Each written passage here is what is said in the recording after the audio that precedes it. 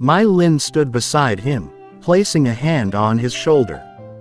Her expression held both concern and peace.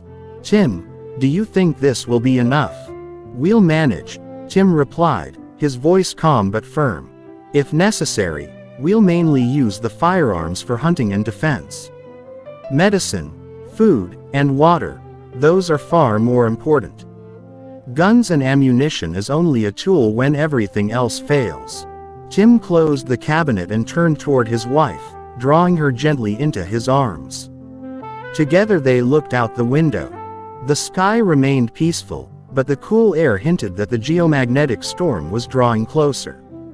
They held hands and prayed silently, waiting for their children to return, and waiting for whatever the Lord had appointed. A moment later, Tim opened one of the new first aid kits and examined each item: bandages, antiseptic, and pain relievers. He also checked the water filter straws, filtration bottles, and several boxes of purification tablets.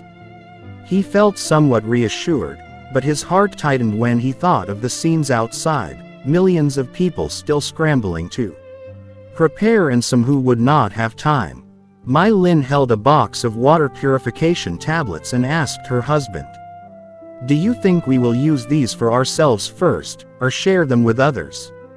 Tim sighed softly and looked directly into her eyes. "If the disaster truly comes, we must first save the people who were right in front of us.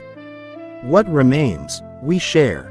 But we must keep some for our family as well. That's the balance. Survival and love at the same time." Mai Lin nodded, her heart filled with determination. She thought of Kathy, now showering in the next room, of Hong and Thien Lac riding their bikes toward home, and of God's people in Vietnam, whom she prayed for every day.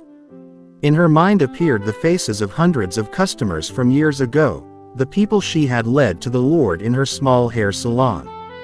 Where were they now? Were they safe? Did any of them need prayer or help? She closed her eyes and prayed silently. "Lord, please protect every person and every family. Give my husband and me strength to do your will, to help those we can and to keep our family safe." Tim looked out the window again. The road had become almost empty. Perhaps most people had already returned home to wait for the coming catastrophe.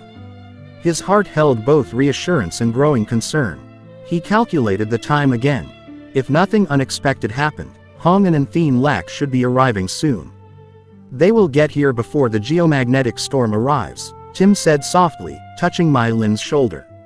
"We will see them again soon."